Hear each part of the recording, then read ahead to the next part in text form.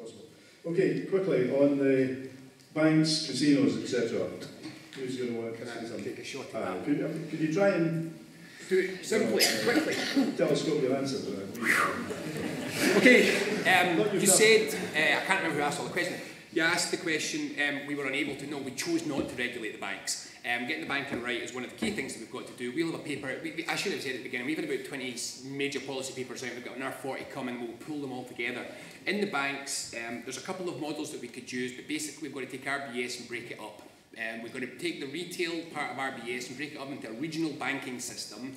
We've got to take the investment bit and punt it, do what we want with it and dump the other stuff, and use some of the assets to create a national investment bank. We could actually do that in negotiations if we're negotiating in assets, and I'm not sure we should be. We can't just walk away. But if we're negotiating assets, we could take RBS for about £7 billion and the gold reserves, and we'd have more value of that on its asset books. But the key thing is that this is one of the areas where I don't agree with the white paper. We need a different regulatory system. We can't have the UK banking regulatory system. It's not safe. The first thing we've got to do is smaller banks, and so we don't have to have lender of last resort. Lender of last resort is what happens when you have systemic risk, when you have a number of massive banks who are all so closely linked to each other that one goes, they all go. If an investment bank goes bust, that's their call. If a retail bank goes bust, we should defend the savings of the people in it, not necessarily the bank, and we should never have a systemic risk by having any banks that are too big. It is so easy to fix that one. I have no idea. I don't know if anyone knows the real meaning of populism. Everyone thinks that populism is when the SNP government does something genuinely good, like getting rid of tuition fees, and that's supposed to be populist. That's popular, completely different thing. Populism is based not on the root word popular, but on the root word populace. It's a political doctrine which divides societies into a big bit and a wee bit, and it makes the big bit hate the wee bit, so the big bit doesn't hate the elite that's running the show. Populism was reintroduced. Into Britain by Margaret Thatcher. That was her game. It's never really gone away since, but it's been ramped up since the financial crisis. Whenever there's a financial crisis, the elite tried to make everyone blame somebody weak. One of the reasons I want an independent Scotland is because we can have an end of populism, an end of populist politics, and we can get rid of that dynamic altogether. We do not have to set our people against each other to let a rich elite off the hook. So that we can do that in Scotland. The media is awful. It's terrible. You don't know how bad the media is. Yes. I'm a professional. I've worked in it for years, and I don't see this lightly. We have the worst media of any nation I am aware of any developed nation I'm aware of now. There is no diversity, and there's out-and-out propaganda run daily. I will defend the BBC a bit, and that's going to get me a boo. I'll defend the BBC a bit. The BBC is not perfect, but I think we forget what it's like when you don't have something like the BBC. Get yourself over to Berlusconi's Italy, and then you'll see what it looks like. So let's not be overly hard on the BBC, but let's just get some pressure on them to do better. Okay, that's fine. Okay, just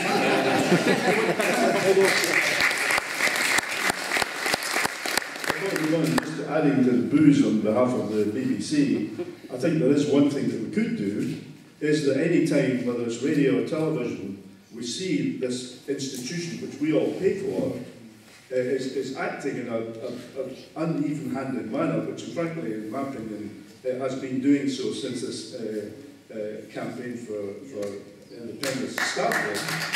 You can at least try to expose it by putting pressure on the BBC elite. They may not work, but at least you've got a basis for doing it. It should be accessible. You pay their salaries, a lot of them well-stuffed salaries as well. So that's one thing you can do as far as the press is concerned, the media is concerned. But clearly, that's one of the issues that's going to be slightly uphill for us between now and September, because there is only one newspaper in Scotland that is openly supportive of the Yes campaign, and that's a difficulty that we have to acknowledge. On the press, or no, I was wanting to just. I know there's 5 questions. I'll just answer 2 and save your time. On the question of the bankers that was raised, I think this is the greatest injustice of our age. The banks bankrupted this country in 2007 and 8. Tens of billions of pounds, astronomical sums of money, public money, were used to bail them out. And what's happened is that the political classes at Westminster are holding claimants, they're holding the poor, they're holding working class communities to account for crimes held by the bankers. It's the greatest miscarriage of justice of our time. And I believe, I don't ever describe myself as a politician, by the way, I'm a freedom fighter. But politicians are now second bottom of the league table of people they don't like. Bankers are at the bottom. They're hated, and they're rightly hated. And I remember the bankers, when you see them, and let me make one distinction. When I say bankers, I don't mean people who work for the banks. No. Banking staff, they're not to blame for hee-haw. No. These are people who are getting hammered. The wages for people who work in the Bank of Scotland, the Royal Bank of Scotland, Clydesdale, my God, they're abominable. The bankers, I'm talking about the ones who take all the big decisions on the economy. These are the ones who think that the masters of the universe, isn't it? That's how they describe themselves, masters of the universe. Too big to jail, they'll say. Too big to jail. I remember when I was an MSP, I was invited as Fiona, probably you'll understand, MSPs get invited to meet all the high knobs in Edinburgh. And so I get invited to this meeting at the City Chambers. City Chambers. So I'm at the City Chambers with all the MSPs, and who's there but Sir Jeremy Peat? This guy was the chief economist at the Royal Bank of Scotland. And his job, to get all the MSPs and the Lothians together, Fiona might have been there, I can't remember, wasn't he looking at Fiona, I was looking at Sir Jeremy. And Sir Jeremy does this great presentation in 2004. Isn't it marvellous? The Royal Bank of Scotland, the world's most profitable bank, the world's biggest company. Isn't it marvellous that we're based here in Edinburgh? Shouldn't you be all so proud in that? And he gave this presentation about how great they were, etc. And I remember it was going to question and answers, just the way John does, and I remember knowing that as the only socialist in the room, I wasn't going to get to ask a question, in all likelihood. So I'll go in first, just in that pregnant pause. Who's going to be first? I'll be first. So I says to Sir Jeremy, I'm Colin Fox, the Scottish Socialist Party's MSP for the Lothians. What would you say about the Royal Bank of Scotland being taken into public ownership? And all those profits that you make would build houses and schools and jobs for people. And Sir Jeremy, I remember looking round the room and going, I don't think that's going to happen. Well, it did happen, but the difference was it was nationalised when it was bankrupt. We nationalised its losses. I'm in favour of the banks being taken into public ownership, and the profits that are made build houses, schools, jobs for people, elderly care, and we make sure that everybody's got a living wage. That's the answer to the banking crisis. That would be the way to undo the great miscarriage of our time, wouldn't it? Make the banks do something good for a change, instead of hounding us every day of the week for extra money. And if I can say this, the other question I have to answer is the gentleman's asked there about immigrants. And I have to say, I'm petrified about the debate down south. It's been poisoned for 25 years by the Daily Mail, the Daily Express, and all those who want to blame immigrants who come to this country for the country's problems. They're talking out their arse. Yes. The fact of the matter is, people who come to this country make this country wealthier as a consequence of coming here. The great tragedy is they make their own country poorer. And I'll tell you what, nobody in Scotland, not one of us here, will be told that these people are not brave, courageous people, because I've got family in Australia, New Zealand and Canada, South Africa, America, so have you. And the idea that 100 years ago they left Edinburgh and Glasgow and Motherwell to go and get jobs, and the idea that they were met at that end by people who talk the way they do about immigrants today in this country, send them back, they're taking our jobs, they should go home. It horrifies and sickens me. And I'd like to think that Scotland's better than that. We lend a hand of friendship to people, and every single one of us have to ensure, promise me you'll ensure, that when the Poles, the Romanians, the Bulgarians, the young Spaniards who come here, promise me you'll work with that gentleman and others to make sure they don't get shat on. The horrible jobs, the horrible flats, they get nothing in their heads to play. There was also a question about paying for services, the question you raised here. Anybody want to deal with that? Or we more than pay our own wages now in terms of paying for public services. We can do that in terms of our contribution, in terms of whether it's welfare or pensions, in terms of the national wealth of Scotland. So we're perfectly capable of doing that, and we continue to do that. How we distribute wealth, that will be for future governments to determine how we do that. I think in Scotland we'll do it in a far fairer way, but we do that by growing the wealth of the country so we can distribute it fairly. It's interesting, I always got lost coming in because I come from West Lothian and I was going past Crammond and Barton and in this city. you have cheek by jowl in a very small geographical area, the differences between those who are wealthy and those who are not, and I'm sure that will change, but it's by taking all of Scotland up, and that's how we can do that and distribute it. Interest on the banking issue, you've seen both Barclays and indeed RBS saying this week that they will adapt to an independent Scotland and they will do business here.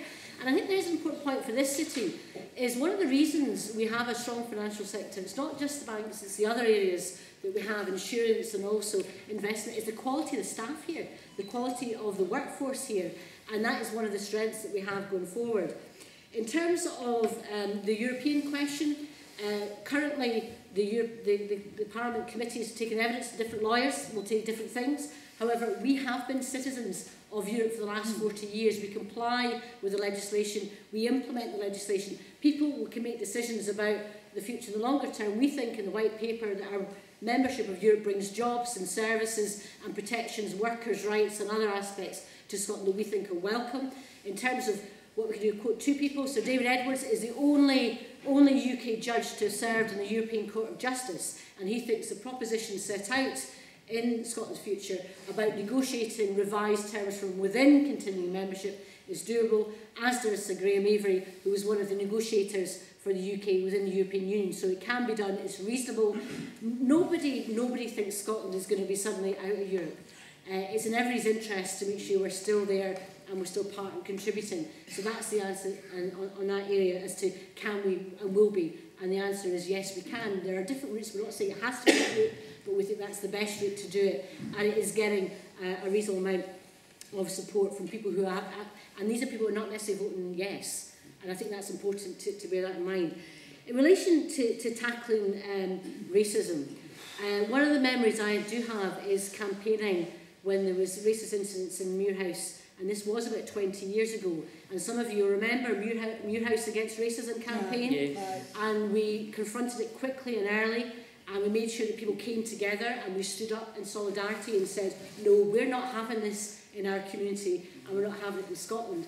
And one of the things that we are doing as a government is making sure, and we have it in the white paper in terms of an independent Scotland, yes, we'll have a controlled immigration system, but we'll have a Scotland that welcomes those who want to live and work and study and contribute to Scotland. And as Colin said, immigrants to Scotland pay more in taxes than they receive in anything else, and hard working and contributing. And in West Lothian we have a very strong Polish community, many of whom now settled in Scotland, and when halls closed they stayed because the children were at our schools contributing, and that's the type of Scotland that we should have. And one of the first things, it's also about symbolism, and one of the first things I did as a minister was to make law to change the fact that if you're an asylum seeker coming to Scotland and you're a child of an asylum seeker, you had no hope of going to university because you'd be whacked with international fees.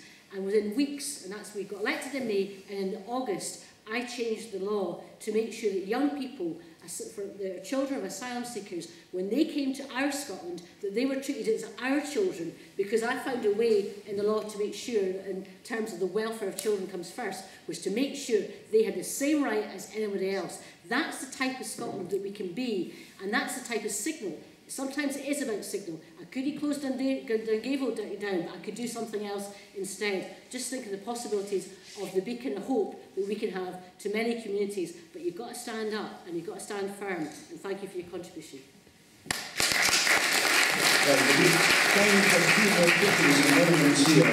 Because he's been trying to get him pretty well. I fell asleep twice. Sorry. No, I'd just like to ask the top table, I'm old enough, in fact I think I'm older than him even. How is this vote going to be calculated? Because if the reason I'm saying that right away, if you remember the last time there was a vote, the majority voted for, but we didn't get it because of this 40% differential. I think it was Wilson's government, am I right in this as well?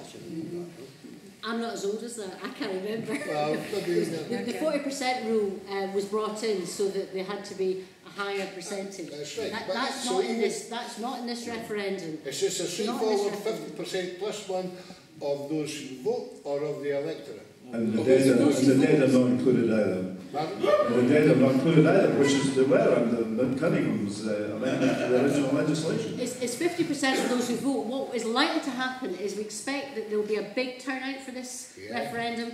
far bigger than maybe you get for normal elections that you would have. This is different, so it's a big vote, big turnout, but it's the majority. Just strictly 50% plus a vote is enough. Right. Yeah, one more from there. I think that the question really is, welcome to the North Edinburgh. Actually, North Edinburgh has got some of the poorest areas in the whole of the country. People who live in this area are in dire need of some kind of support. And right now, the No campaign is doing nothing to support that. The Yes campaign can do something in this area to win the vote. When you go up and down the streets, as we were, when we were out canvassing, you find that in Block 5, Flat 1 has got a vote, Flat 2 doesn't have a vote, Flat 3 has a vote, Flat 4 doesn't have a vote. The amount of people in this area who didn't have a vote because they're not registered to vote, whether they're Spanish, Italian, Polish or Hiltonese, right? The problem is that we have got a whole population in this area who have got a reason to vote yes, because no doesn't give them any kind of hope. Neoliberalism gives them no hope. We need to organise ourselves as people in this area to make sure that we fight beyond the vote for yes, so that everything that we want is in the Scotland that we want, and it's not handy to tartan Tories or bosses who come on board.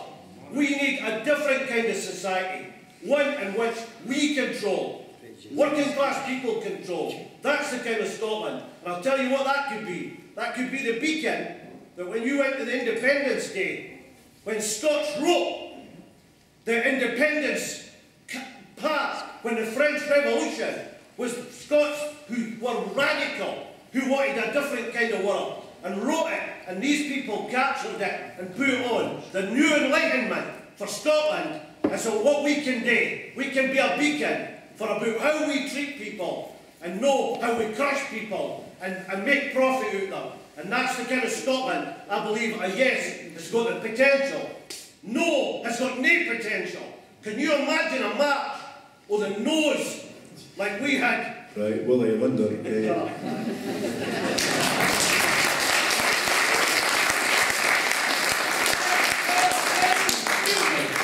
agree with all of it, but where was the question? You obviously don't know. Okay, I'm sorry, Rob, we're not going to have time for any more questions, I'm afraid, because we're back to Janice again, I'm afraid. Could I, well, first of all, thank you all for coming. Could I thank the panellists and the people who organised this meeting on the Yes campaign's behalf? And could I just say in closing that when I first decided, which was quite a long time ago now actually, that I was going to vote yes, I wasn't over the moon optimism-wise as far as a likely victory was concerned, because at that point in time the polls were showing us to be dithering down in the bottom 30 or whatever. I think things have changed. I was listening to the Maury man on BBC on Saturday morning, who was saying that although these incremental increases for the Yes campaign are small, relatively small, he says that the important issue is that they indicate a movement. And that movement is maybe slow at the moment, but it's starting to pick up, and it's starting to pick up even more. There are two things that I would like to say just before we do end up. Each one of us will know people, and I've already done this myself actually, has the opportunity to convince one other person who has not committed themselves to the Yes campaign. And one of the best ways to do it is to put the badge on, because people, whether they're for or against, they just can't resist talking about it. And since I started doing it, the number of people who have engaged me, complete strangers, has been quite significant. And I've been buoyed with the view that things are going in our direction against, a media that is not supportive enough of the campaign. So it's down to, in a sense, I'm saying, hopefully in less time than Willie, that there is an opportunity for us all here if we take it. And I wouldn't do a kind of David Steele and say, go back to your constituencies and prepare for government, but certainly go out on the streets and try and increase the yes vote over the next few months. Thank you very much for all your time.